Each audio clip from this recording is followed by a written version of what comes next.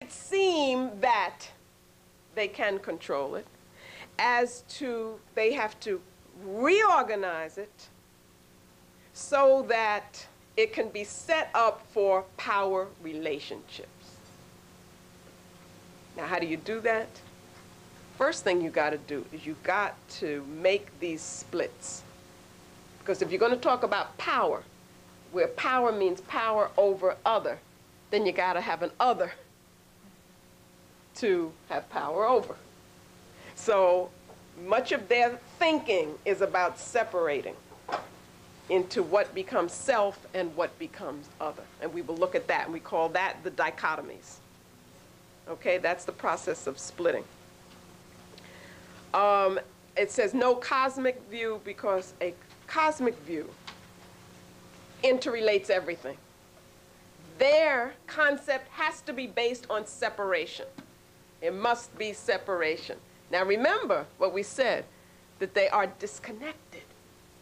They are beings who are disconnected. Therefore, the way they think about things has to be disconnected. The thought has to be disconnected. That affirms who they are.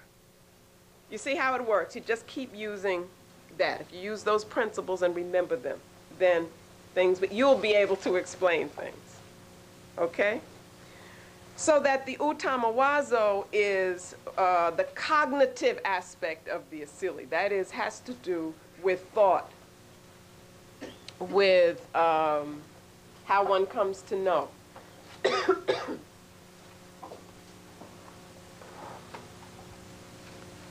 And we will talk about rationalism as we get into the chapter.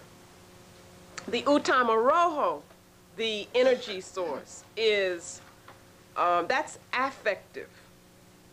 You know, what turns them on, in a sense. Okay, what motivates them.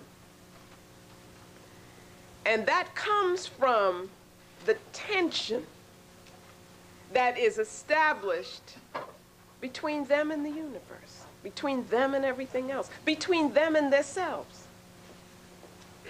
Okay, because they are in a state of disharmony with the self, even. Because first thing you got to do is separate yourself from yourself. And we'll see that Platonic thought is based on, the Platonic model is based on that initial separation. Okay? So that you see splits, dichotomies, the self versus the other, always versus the other. Why versus? Because it's confrontational. You understand that? Got to be confrontational. It's got to be antagonistic. Got to have things in opposition to each other. So to have that, you got to have two different things, at least. Right? That's clear. Okay, so that the way you perceive everything is as other, as enemy. The way you think about reality is in these antagonistic, confrontational pairs. So that's the utamaroho and the utamawazo. Now, what the asili analysis allows to happen is that it allows us to unmask who they are, how they work,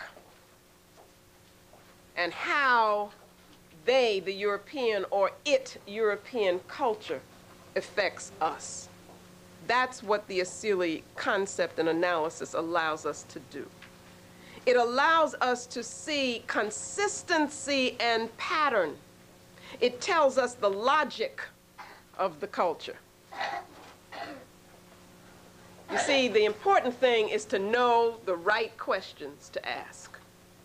And what this analysis does, this approach does, is to tell us that what we always need to do is to ask, how does a particular action, a particular book, a speech, a film, an institution, a war perpetrated by the European, how does that act to fulfill the asili? That's what I want you to be able to do. So you can do that from now on. You go out, you have an experience, or you see something, something comes on television, whatever. Something happens to your child, you know, in a situation, in a classroom, and you be able to interpret in terms of the nature of the European asili.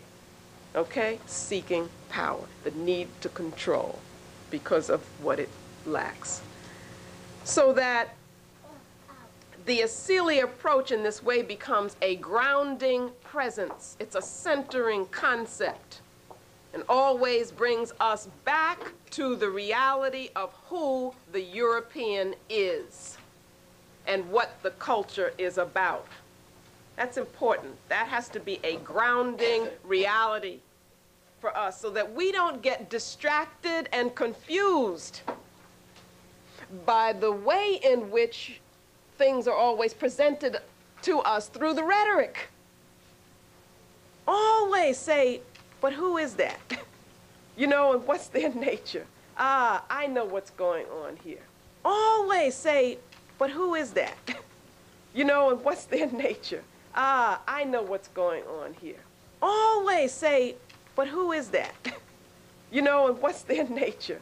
Ah, I know what's going on here. And then that will begin to tell us what we need to do in that particular situation.